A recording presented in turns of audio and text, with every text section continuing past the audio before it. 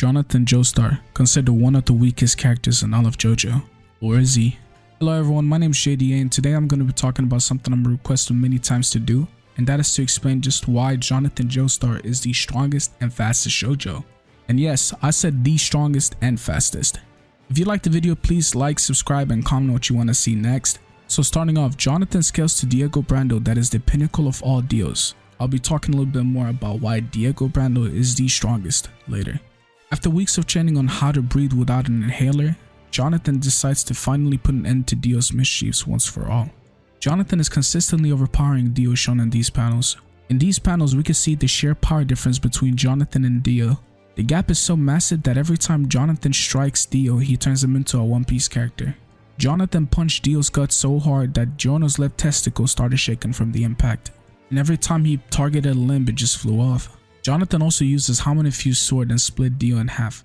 To conclude where the Caucasian Blaze scales, we can safely say that he scales massively above the likes of Dio Brando. Dio's body is slowly killing itself like cancer because the Hamon in Jonathan's body is rejecting him, and that ties into the rivalry narrative between the two.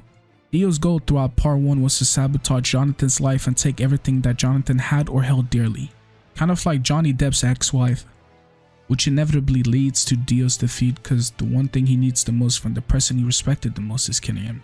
The body's internal struggle with Dio is like a literal cancer, rejecting him and making him weaker. Hamon is acting like a cancer because the sunlight surging through Jonathan Joestar's blood, which is making Dio weaker. Not only does Dio flat out state that he has gotten weaker over time, but judging by the fact that he has been marinating in a box buried in the ocean for over 100 years with salt and seaweed, it is pretty clear, and the story pushes that he has gotten weaker and is not in his prime. Dio is equal to that of Jotaro based on the guidebooks that Araki has made, but if we look at it from a different perspective, Dio is shown to be on equal footing with Jotaro while he's holding back. He also outskills Jotaro in almost every fight. When Dio pulls the rotor roll out from his back like a GTA character, he physically dominates Jotaro while both him and Star Platinum are fighting for their lives not to be crushed. Now that we've concluded on how strong Chemo Dio is, in order for us to fully measure Jotaro's strength to make this all make sense, we have to take a trip to part 6, which I think is one of the better parts of Jojo. Jotaro in part 6 while fighting Pucci is both mentally and physically burdened by the fact that his daughter is surrounded by this enemy that he has to eliminate. Pucci also confirms the fact that Jotaro is more than capable of killing him, shown by this statement. He says, "If you weren't worried about your daughter and instead of focused on killing me, you would have succeeded in stopping me. But instead, you decided to save your daughter and then pursue me." This is also a weaker form of Jotaro, which is capable of fighting Pucci relatively.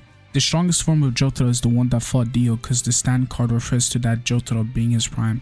To summarize this, a P3 Jotaro is stronger than a P3 Jotaro that fought Pucci in equal footing while being held back by his daughter. And to wrap this up, I have to now scale Pucci in order for this all to make sense. The guidebooks say that Pucci's speed is tagged infinite. People often mistaken his ability being a stat booster and that his speed is infinite only because his ability allows him to accelerate time. It could be interpreted that way, but if we look at it from the description of the ability, it clearly states that the likes of Pucci and God himself is not affected by the ability. We have instances of other stand users not being able to be affected by their abilities, such as Jotaro stopping time or Diavolo erasing space and time. Because if the universe itself is accelerating, then he would be under the same effect like the Joestar crew would be under, and he would have easily lost his balance and not being able to keep up with the universe accelerating. So to conclude Pucci and where he scales to, we can safely say that he has the abilities to allow him to destroy the universe and recreate it at will, and has infinite speed. Now Pucci scales above Jono due to GR not being able to stop Pucci's ability and allowing him to end the universe and recreate it. Because if Jono truly was stronger than Pucci, he would have stopped the destruction of the universe itself because it is a threat to him. A lot of people would say that Pucci himself was no threat to Jono, which is why Jono did not act upon it. But if a random wizard started standing on top of the planet and say, "Ooga booga, ooga booga, I'm gonna destroy the universe now," I would take that as a threat to both humankind and myself. Now that we've scaled Pucci above Jono, there really isn't much to scale because part 7 and 8 are in alternative universes and in my eyes are the weakest. To circle back, we now have Jonathan Joestar being atop of the verse, Diego Brando being second in the verse, and finally Jotaro being the third strongest. To conclude, Jonathan Joestar has the strength to destroy a universe and endless speed. This is the end of the video. If you liked it, please leave a like, subscribe, and comment what you want to see next.